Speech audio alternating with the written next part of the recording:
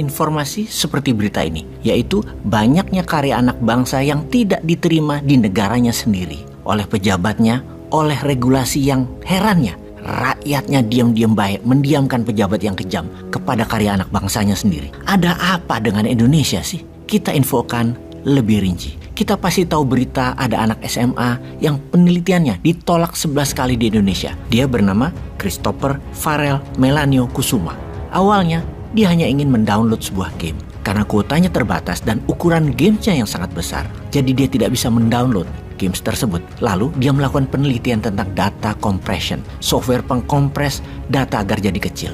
Akhirnya dia mendapatkan banyak insight dari penelitian tersebut.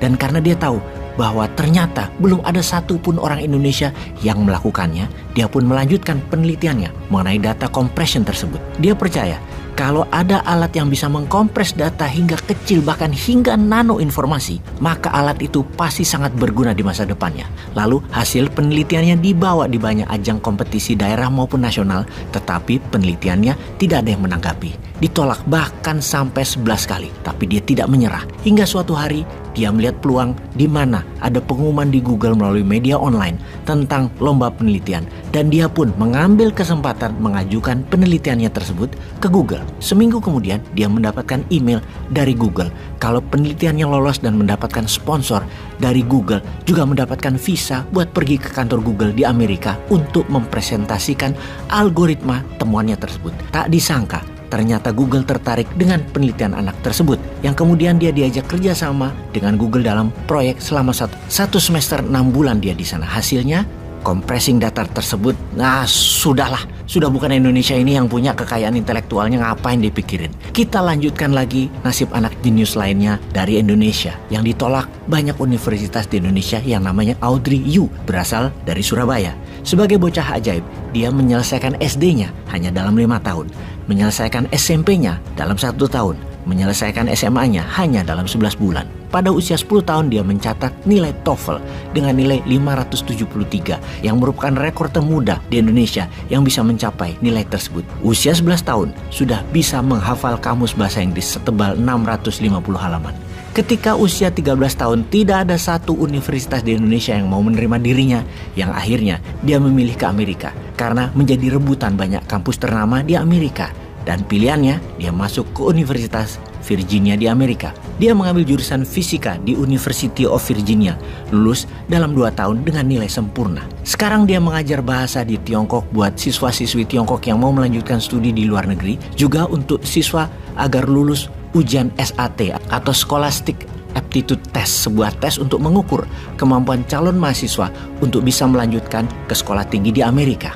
Oke, kita mundur sebentar ke pesawat N250-nya Pak Habibie yang jenius. Sebuah pesawat fly-by-wire, karyanya tersebut adalah sebuah mahakarya penerbangan dunia. Pak Habibie melihat bahwa dengan 17.000 pulau di Indonesia, untuk membuat kesetaraan, maka semuanya harus terkoneksi. Maka untuk menyambung pulau satu dengan yang lainnya, untuk transportasi dan distribusi, pesawat berbaling-baling dengan mesin turboprop yang hanya memerlukan landasan pendek, murah biayanya, irit adalah solusinya. Hanya dengan menyambungkan semua jalur, maka kesetaraan akan terjadi di Indonesia. Disambungkan menggunakan pesawat N250 dan serial pesawat karya anak bangsa lainnya.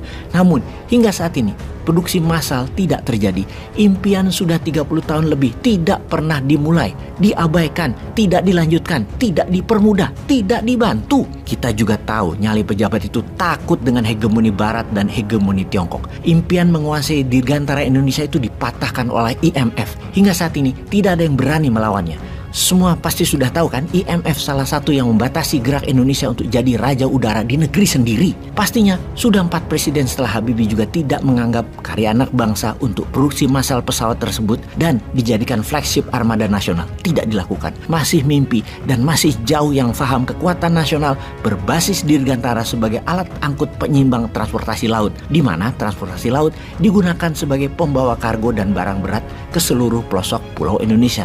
Dan transportasi udara untuk angkutan manusia dan dokumen adalah yang tercepat. Kita bertanya lagi, ada apa dengan Indonesia atas kekuasaan kedirgantaraan? Kok tidak dilanjutkan oleh kita sekarang? Numai. Oke, kita tengok ke Elon Musk, maka pasti kita mengingat atau menengok ke Ricky Elson, sang jenius listrik yang di tahun 2012 pemuda Indonesia ini sudah membangun mobil listrik jauh sebelum Elon Musk membangunnya di Amerika. Dimana kita tahu di awal Tesla dibangun, beda dengan mobil listriknya Ricky Elson dibangunnya. Di sini di Indonesia dipersulit, sedangkan di Amerika Tesla mendapatkan subsidi pajak yang besar. Bahkan ketika membangun pabrik baterainya dapat pinjaman lunak dari negara dengan jumlah hingga hampir $4 billion. Kita mobil listrik Ricky tidak lulus uji emisi. Latai bener ya, masa mobil listrik ada emisi gas buang yang membahayakan lingkungan?